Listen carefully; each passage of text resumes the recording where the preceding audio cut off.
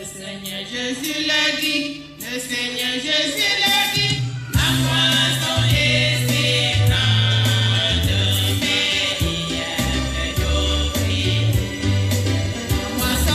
La moisson est si grande, mais il y a peu d'ouvriers. Priez dans le maître de la moisson avec les ouvriers. La moisson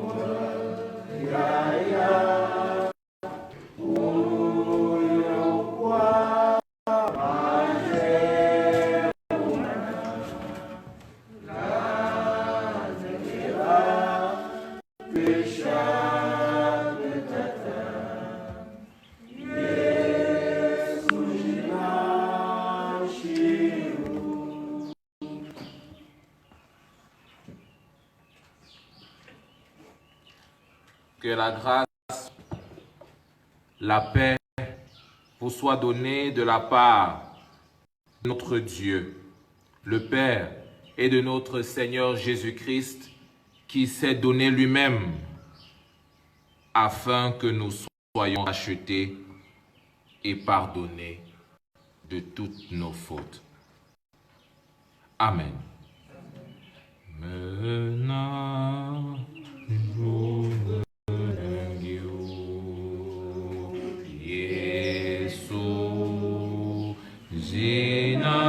Jésus, 184.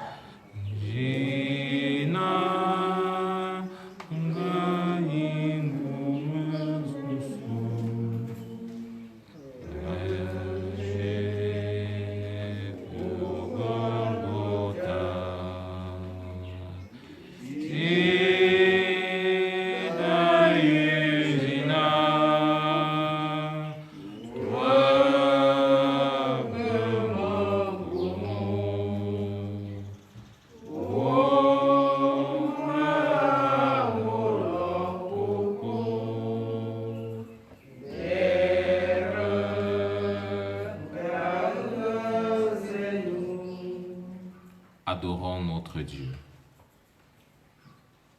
Il s'est levé devant lui comme une faible plante, comme un rejeton qui sort d'une terre desséchée. Il n'avait ni beauté, ni éclat pour attirer nos regards. Et son aspect n'avait rien pour nous plaire. Méprisé et abandonné des hommes, homme de douleur, habitué à la souffrance. Semblable à celui dont on détourne le visage, nous l'avons dédaigné. Nous n'avons fait de lui aucun cas. Cependant, ce sont nos souffrances qu'il a portées. C'est de nos douleurs qu'il s'est chargé. Et nous l'avons considéré comme puni de Dieu, frappé et humilié. Mais il était blessé pour nos iniquités, brisé pour nos péchés.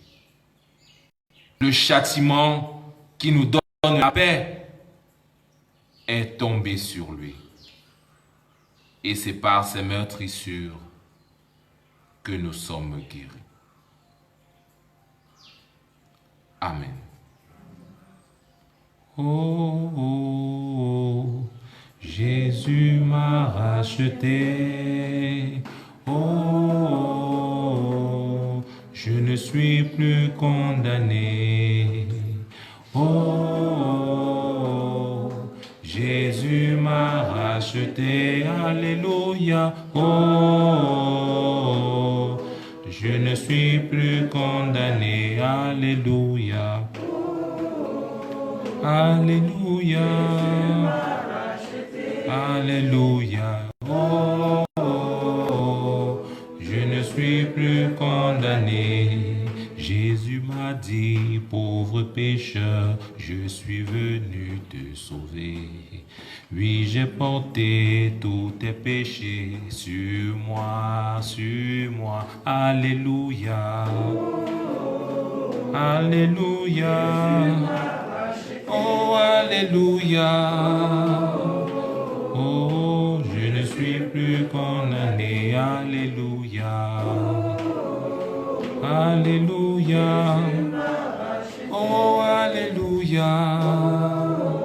Oh, je ne suis plus condamné. Veuillez vous asseoir. Nous prions. Seigneur, tu es venu pour nous visiter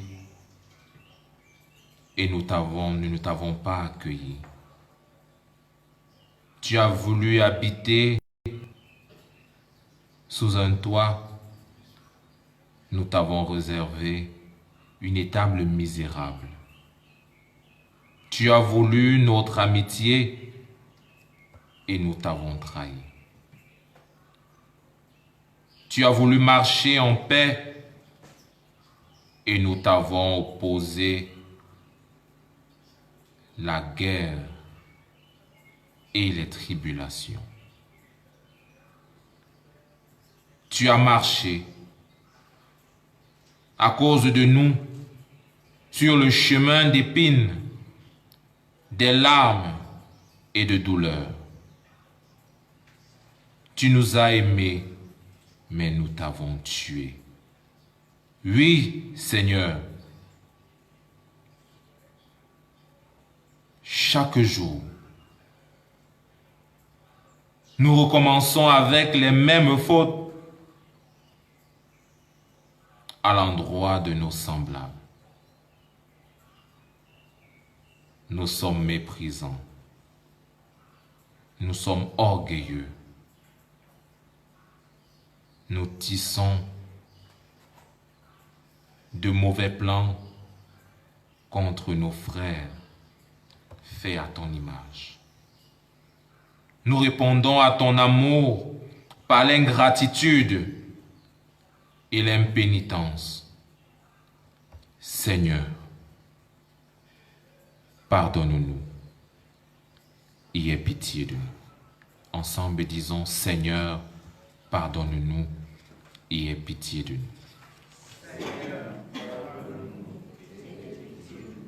Chantons dans un esprit de recueillement le 221 de notre recueil de chants langue bamou. Gaume pojina shiru magnetera petit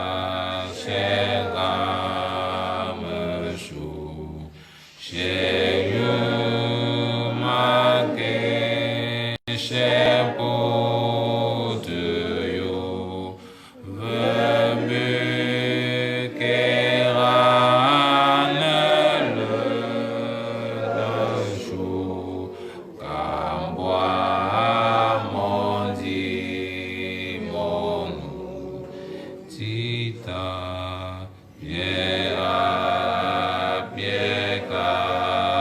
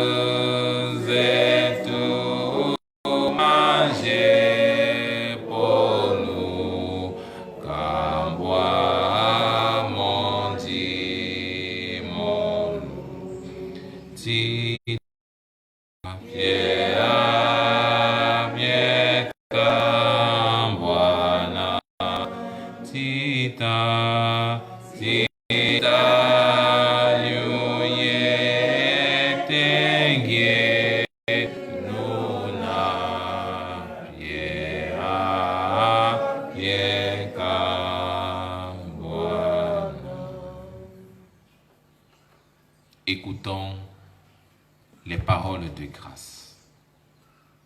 Et c'est le Seigneur qui le dit sur la croix.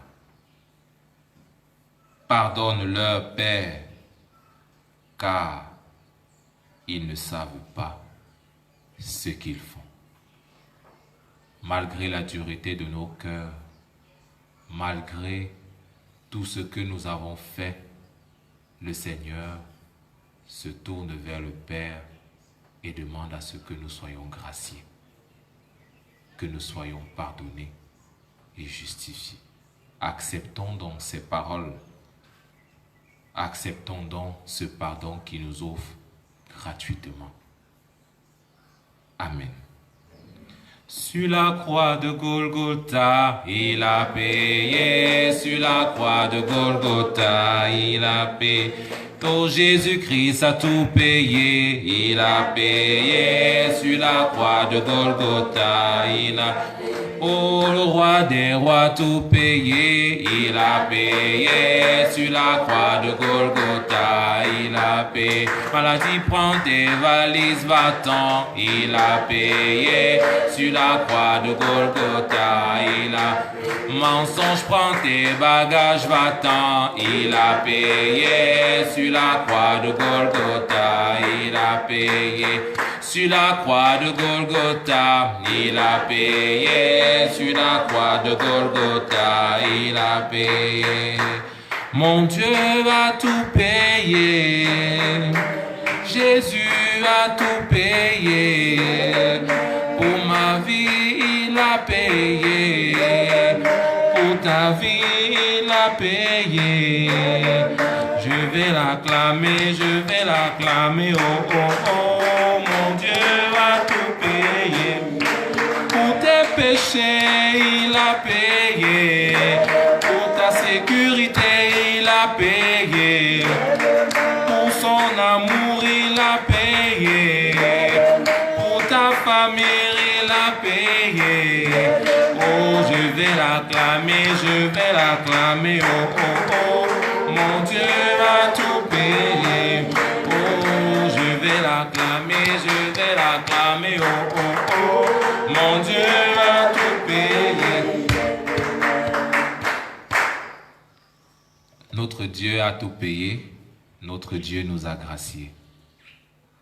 Et nous devons être heureux. Quoiqu'étant un jour où il meurt sur la croix, c'est aussi un jour de grâce pour nous. Parce que la mort du Seigneur sur la croix est l'occasion pour nous, comme chrétiens, d'accepter cet amour qui se manifeste sur la croix pour la rémission de nos péchés. Que Dieu nous donne donc de pouvoir marcher en nouveauté de vie après ce sacrifice que Jésus a consenti sur la croix. Amen. Chantons ensemble le 79.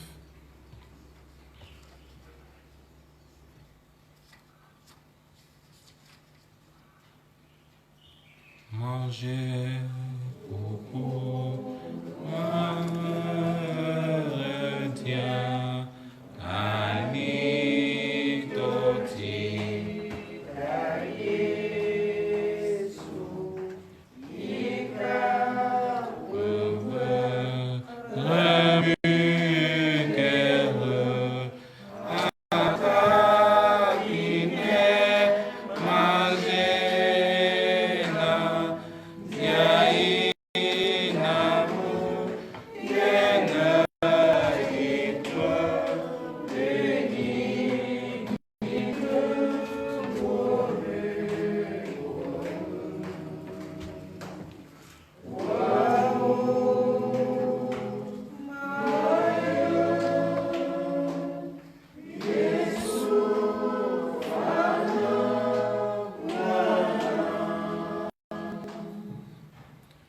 Nous allons à présent écouter la parole de Dieu.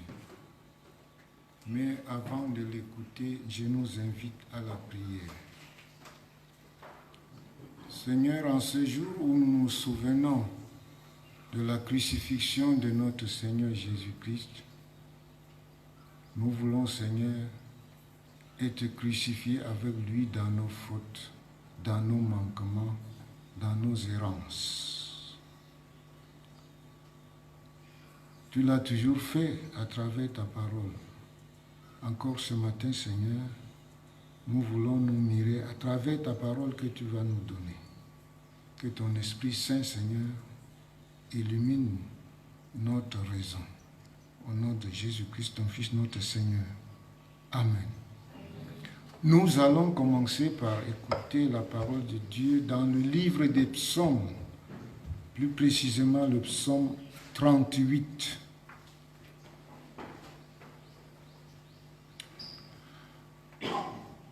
Je lis ceci.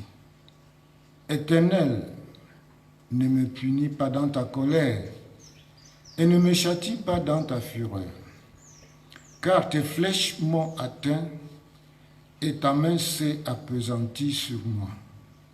Il n'y a rien de sain dans ma chair à cause de ta colère. Il n'y a plus de vigueur dans mes os à cause de mon péché, car mes iniquités s'élèvent au-dessus de ma tête. Comme un lourd fardeau, elles sont trop pesantes pour moi. Mes plaies sont infectes et purulentes par l'effet de ma folie. Je suis courbé, abattu au dernier point. Tout le jour, je marche dans la tristesse, car un mal brûlant dévore mes entrailles, et il n'y a rien de sain dans ma chair. Je suis sans force, entièrement brisé. Le trouble de mon cœur m'arrache des gémissements.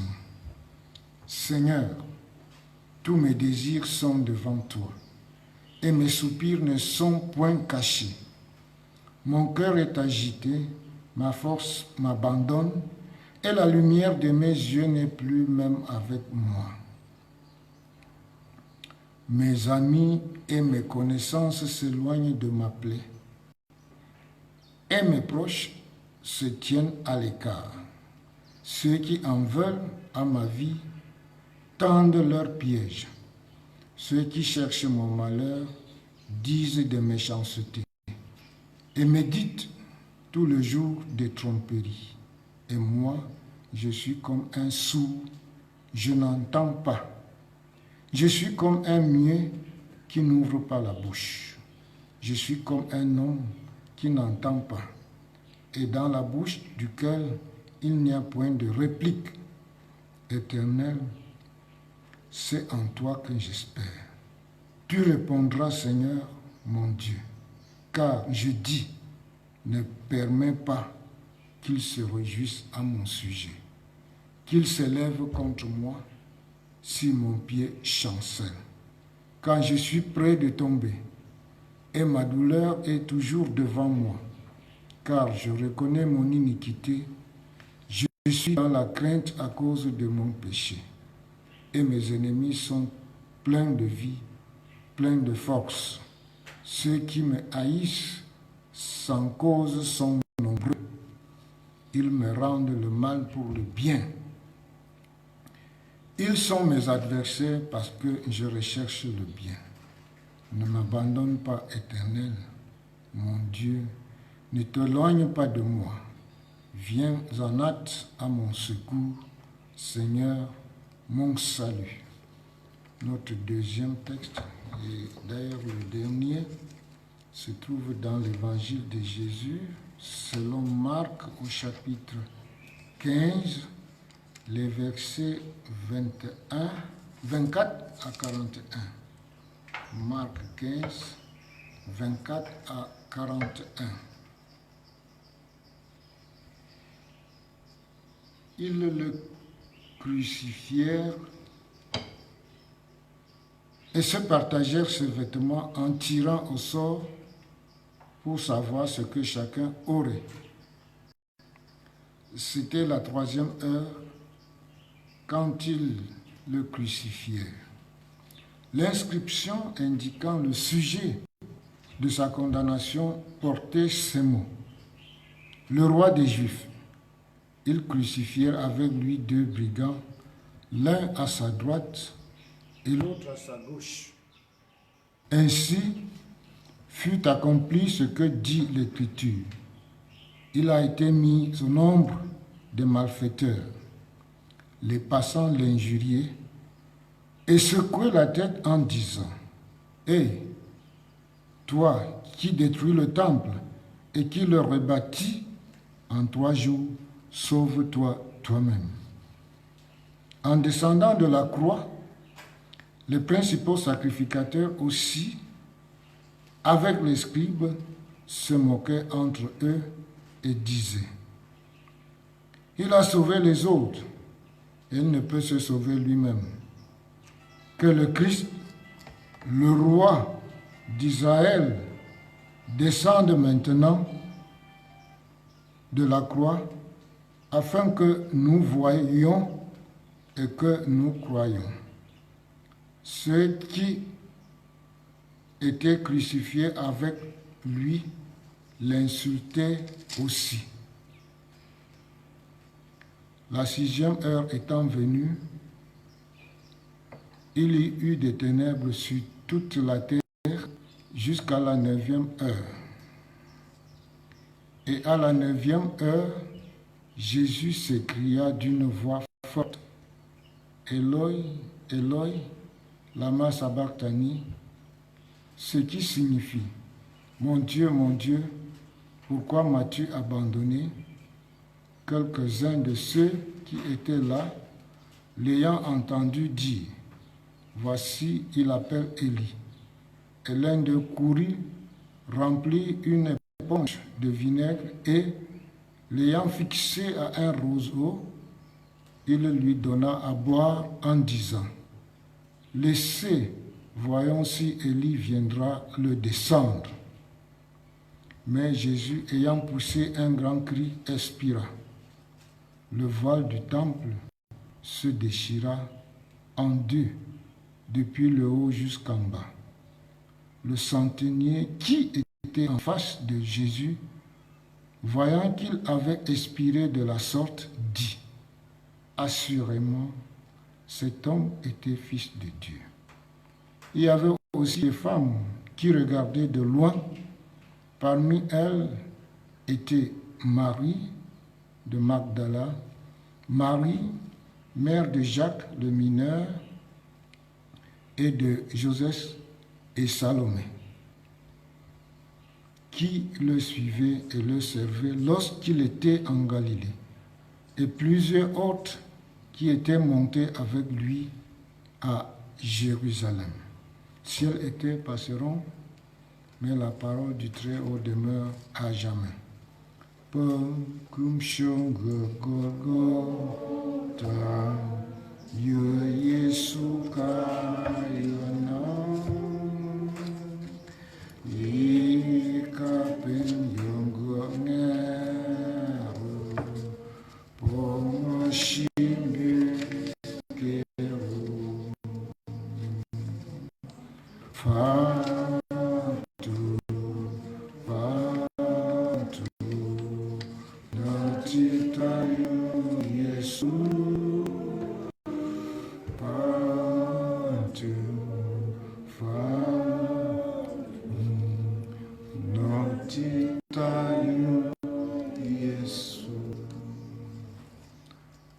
Lorsque nous lisons régulièrement les psaumes, il y a des moments où on peut constater que tel psaume s'adresse à moi. Parfois, les paroles qui sont prononcées par le psalmiste, c'est comme si le psalmiste était avec nous, c'est comme s'il était en vie pour savoir effectivement ce qui se passe. Et c'est là aussi l'un des points les plus captivants des psaumes. Parmi ces psaumes, je suis certain que le psaume 38 touche aussi bon nombre de personnes sur notre terre. Ce psaume que nous venons de lire. C'est comme si ça les concernait. Et quand il faut aussi comparer cela, faire allusion à la crucifixion du Christ, crucifié comme roi, il n'y a qu'un pas. Alors, vous savez, à un moment donné dans notre vie, c'est comme si Dieu avait tourné le dos à nous. C'est comme s'il avait caché, c'est comme s'il était en train de cacher ce que nous sommes, et parfois même nos faiblesses. Mais en réalité, Dieu ne met pas de voile, que ce soit sur notre humanité, que ce soit sur nos fautes, nos faiblesses, nos manquements. Parce que s'il le faisait, notre vie n'aurait plus vraiment de sens. Comme le roi David, d'ailleurs, vient nous le décrire dans son psaume.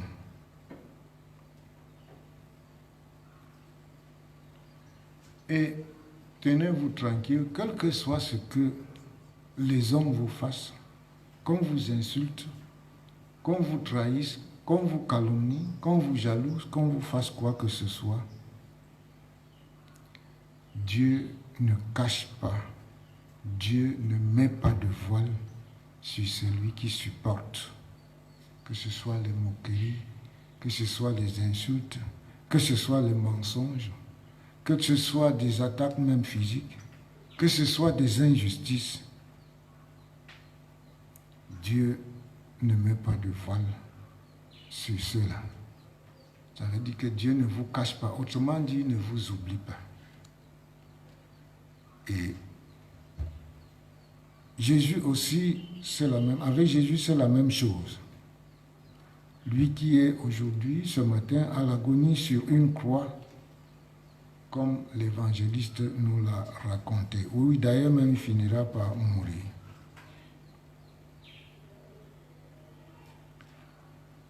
Alors, si déjà Dieu ne met pas de voile sur le mal, aussi Dieu ne met pas de voile, il ne tient plus à mettre de voile sur l'amour qu'il manifeste dans celui qui s'offre en sacrifice pour nous, c'est-à-dire Jésus. Dieu ne met plus de voile sur Jésus. Et le voile ici, qui se déchire du haut en bas, est assez symbolique. Ça veut donc dire que, avec Jésus-Christ, ce voile qui symbolisait encore l'ancienne foi d'Israël, l'ancien système religieux, à savoir le régime du religieux d'Israël, est déchiré. Il n'y a plus de voile. Ça veut dire que Dieu nous aime. Jésus a maintenant ouvert une voie libre, une voie d'accès auprès de Dieu, sans plus passer par un code religieux, par une certaine observance religieuse, mais lui-même, il est cette voie. Et c'est ça, la justice de Dieu. C'est cette voie que Dieu nous ouvre et que n'importe qui peut emprunter. Chacun est libre d'emprunter cette voie ou de ne pas l'emprunter. C'est ça la véritable justice, parce qu'on aura beau parler de justice, en réalité, sur le plan social, ça n'existe pas. La justice, elle est divine. On peut parler du droit, mais pas de justice. Quelle est cette règle humaine qui mettra tous les êtres humains au même pied d'égalité? Il n'y en aura pas, il n'y en a même pas. Donc, tenez-vous tranquille. Même si aujourd'hui, comme il y a tant de revendications, à supposer que maintenant, on dit, bon, on va mettre tout le monde au même pied d'égalité. Vous allez toucher 1 million, chacun par mois. jusqu'au plus petit enfant. Ça va créer le mécontentement. Les gens vont commencer à dire, mais sur quelle base? Quelle est la base de ce salaire? Lui, il a quel diplôme? Il a quelle ancienneté? Il a quel quoi? Ça ne va d'ailleurs même pas donner de satisfaction. Et puis, il y en a qui peuvent prendre les 1 million, développer les 1 million et avoir plus que cela. Il y en a qui vont prendre les 1 million, avant la soirée, vous ne verrez plus 100 francs dans sa poche. Donc, ça ne mettra jamais les personnes au même pied d'égalité. Il n'y a que cet amour de Dieu qui est cette justice, où la voie est ouverte, le choix te revient, tu es libre, mais si tu es là, tu es là. Une justice, un amour qui n'a pas de prix. C'est ça la justice, c'est cet amour de Dieu. Aujourd'hui, Dieu a enlevé le voile pour nous montrer la véritable justice. Et cette justice, c'est son amour. Surtout pour celui qui veut l'entendre. Et comme ce centurion, nous devons agir, parler dans la perspective de ce monsieur qui, après avoir vu comment le voile s'est déchiré,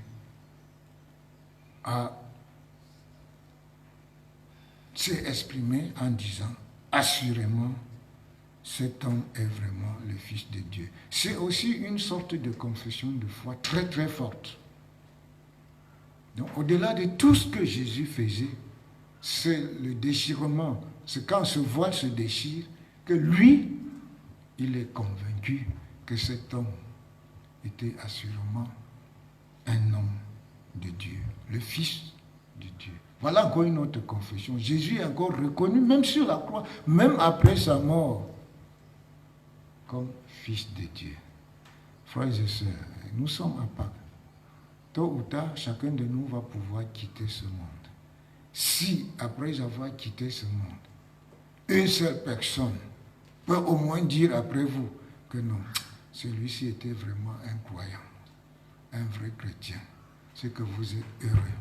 Et je crois que nous devons tout faire pour qu'après nous, que les gens aient au moins à dire non, son penchant c'était le bien, même si on ne peut pas nous déclarer comme fils de Dieu, qu'on dise au moins que non, celui-ci faisait beaucoup de bien, mais s'il n'a pas fait totalement le bien, il a au moins fait quelque chose. Et rien ne sert de bien partir dans la vie, mais c'est d'arriver à point.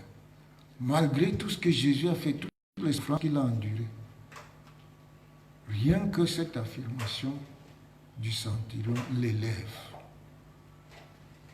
Cela l'élève. Tant pis à ceux qui disent qu'il n'est pas fils de Dieu. Voilà encore un témoignage qui confirme qu'effectivement, Jésus est fils de Dieu. Il n'est pas fils de Dieu parce qu'il est né du Saint-Esprit. Tout cela, bon, il pouvait être né du Saint-Esprit, mais s'il mourait comme tous les autres, sans être ressuscité, sans qu'il y ait des signes comme ça. Et comme dit Paul, notre foi serait vaine. Et c'est cette résurrection désormais qui fonde notre foi chrétienne. Bien sûr, tout au long de cette période de Pâques, les gens ont jeûné, ils ont prié, ils ont fait ceci, ils ont fait cela. C'est une bonne chose, mais nous devons aussi orienter toutes nos actions vers la résurrection du Christ. Si Christ est ressuscité, je ne dois pas m'arrêter de faire ce que le Christ nous recommande. Ça veut donc dire que même après la quarantaine du carême, je peux continuer à méditer, à vivre comme chrétien, comme Jésus le veut. Je vais continuer à agir autrement que les autres. Il ne faut pas qu'après Pâques, je redevienne encore un petit diable. Non. La justice de Dieu est là. Dieu a enlevé son voile, le voile sur la justice, sur son amour. Et tous, nous sommes en train de contempler, de voir cela à travers Jésus le Christ. Donc,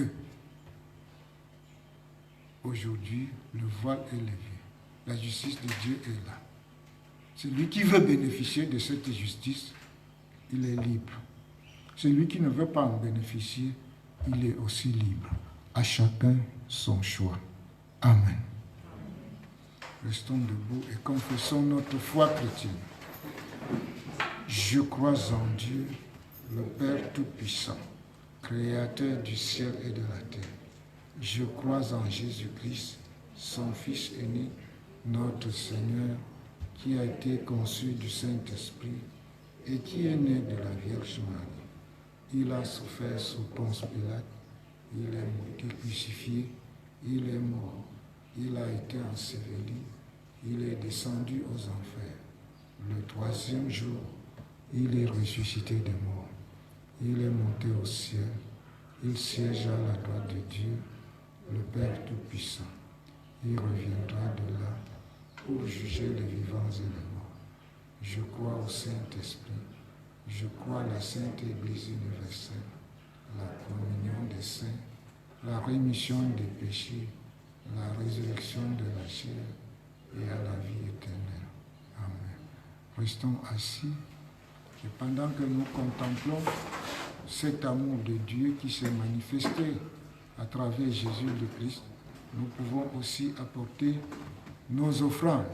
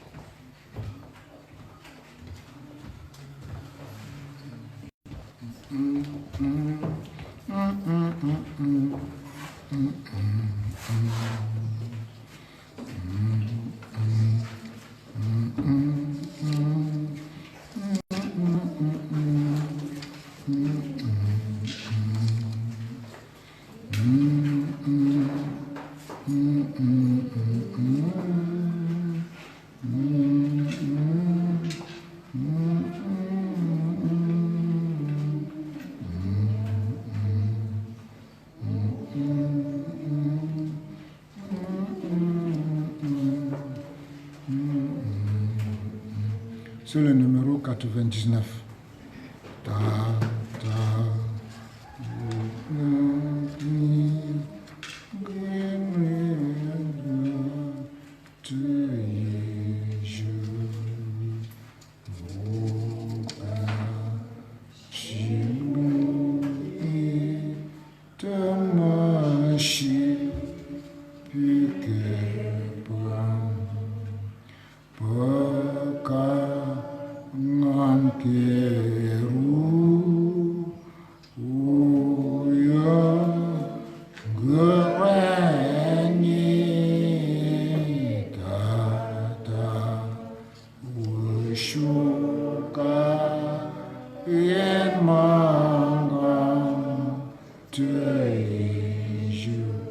Tata fapi falam yikun muna ta fapi falam yikun muna alau shoyikun shimoyi gogota.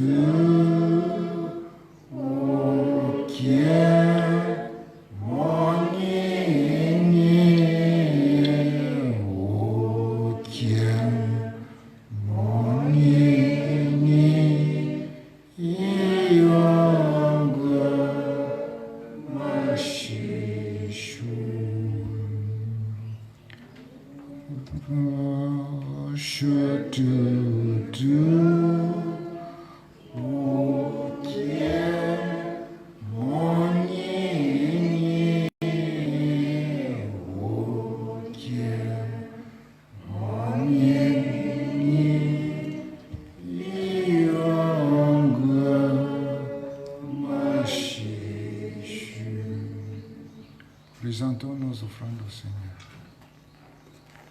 Tata ya usiana yo pomputo mene yenku unjifuka punkum shewu monu tambo shetitina. Santin temu katata ngami yire usiana. Fa pomashi mi boyon ya antu yo aletoni temonu Yesu Kristo yo ikbu pomashi wo mapanyutuna. Amen. Nous terminons les deux derniers couplets.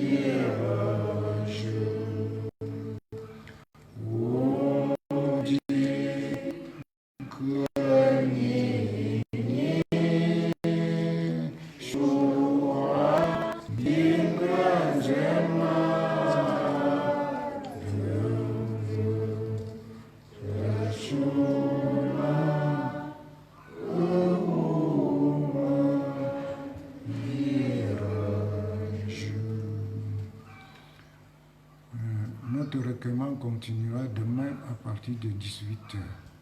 Et demain, la préparation à la Sainte-Seine continue. Ceux qui ont leurs offrandes, en venant à la préparation, devront y penser. Aujourd'hui, juste après notre culte, s'il y a des gens qui veulent se préparer pour la Sainte-Seine, nous serons prêts pour pouvoir les accueillir. Le culte de dimanche, c'est à 9h. Demain, c'est à 17h, le recueillement. Nous allons nous unir à présent dans la prière d'intercession. Seigneur notre Dieu et notre Père, aujourd'hui tu nous fais vivre le paroxysme, le point culminant de notre péché. À travers cette crucifixion de Jésus, ton Fils bien-aimé, sur une croix. Oui, les hommes, les religieux de ce monde l'ont traité comme un coupable.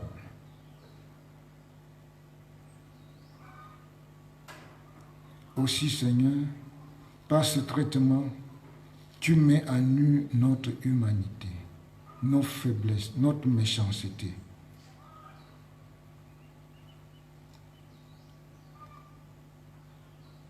Oui, Seigneur, tu es celui-là qui ne cache pas, qui ne couvre pas, qui ne met pas de voile sur celui qui supporte les railleries, les moqueries, les douleurs, l'injustice, surtout pour ta cause, à l'instar de Jésus de Nazareth qui meurt sur une croix ce matin.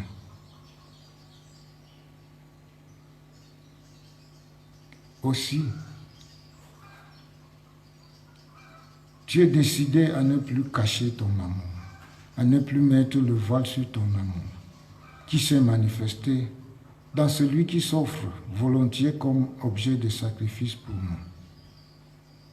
Oui, Seigneur, par ce voile qui se déchire, tu nous fais comprendre que l'ancien régime du religieux est déchiré et que le nouveau régime, c'est avec Jésus le Christ.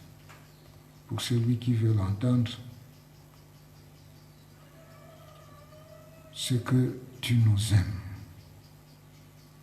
L'accès est libre auprès de toi. Et nous voulons maintenant, Seigneur, que tu nous donnes de penser et de parler à la lumière des signes que tu nous montres dans notre temps. Que Jésus était vraiment et il est vraiment ton Fils. Nous te confions notre monde en ce moment où nous sommes exposés devant notre faiblesse. Le virus qui nous décime, Seigneur, nous trahit et nous laisse comprendre à suffisance que nous avons des limites. Mais malheureusement, nous cherchons toujours à couvrir notre faiblesse, notre humanité, pour dire que nous sommes forts. Oui, donne-nous de comprendre, Seigneur, que notre humanité, si elle n'est pas mise à nu, notre vie ne peut plus avoir de sens. Oui, Seigneur, tu ne caches pas, tu ne mets pas sous le tiroir celui qu'on méprise, qu'on trahit pour ta cause. Cela nous rassure, Seigneur, et donne-nous de comprendre que quel que soit le cas, nous devons agir, penser, parler comme les gens qui défendent la justice contre les injustices. Et cette justice, Seigneur, tu nous l'as manifestée. C'est ton amour qui ouvre la porte de ton royaume à toutes les créatures sans discrimination aucune. Désormais, l'accès est libre auprès de toi. Nous te disons merci, Seigneur, pour ce don ineffable. Nous voulons te confier cette communauté avec ses hauts et ses bas. Donne à tous ses membres, Seigneur, de toujours agir en faisant allusion, en se référant à ton amour. Ainsi, nous pourrions, à notre niveau, essayer de réduire les injustices dont nous en sommes victimes, dont nos voisins sont victimes, dont nos compatriotes sont victimes, dont le genre humain en est victime. Nous te confions ceux de nos frères et sœurs qui n'ont pas pu partager ce culte avec nous, soit pour une raison ou pour une autre. Nous pensons surtout à ceux qui sont durement éprouvés, endeuillés. Par exemple, la famille de ton serviteur Joya Samuel, décédé hier soir, soit avec sa veuve, soit avec tous les membres de sa famille, et tous ceux qui vont continuer le recueillement en attendant l'organisation de ces obsèques à Fumban ou bien ici à Yaoundé. Seigneur, nous te confions nos frères et sœurs qui souffrent, qui sont couchés sur le lit des hôpitaux, qu'ils soient victimes, qu'ils soient attaqués par ce virus ou par d'autres maladies. Que ton voile qui se déchire et montre ton amour leur montre le vrai chemin, leur montre la guérison, la voie de la guérison. Nous voulons à présent, Seigneur, te résumer ce que nous n'avons pu te dire dans cette magnifique prière que ton Fils nous a apprise en ces termes. Notre Père qui es aux cieux, que ton nom soit sanctifié, que ton règne vienne, que ta volonté soit faite sur la terre comme au ciel. Donne-nous aujourd'hui notre pain de ce jour. Pardonne-nous nos offenses, comme nous pardonnons aussi à ceux qui nous ont offensés. nous soumets pas à la tentation, mais délivre-nous du mal, car c'est à toi qu'appartiennent le règne, la puissance et la gloire pour les siècles des siècles. Amen. Restons debout. Ayant constaté que le voile était déchiré du haut en bas, le centurion a déclaré, a confessé, assurément, cet homme était vraiment le Fils de Dieu. Que le voile qui s'est déchiré et vous a montré le véritable amour de Dieu qui est Christ vous aide à voir clair, vous dévoile ce qui vous empêche de voir la vérité, de voir l'amour de Dieu. Allons en paix et dans la force de notre Dieu qui nous a confié son Fils unique pour notre salut. Amen.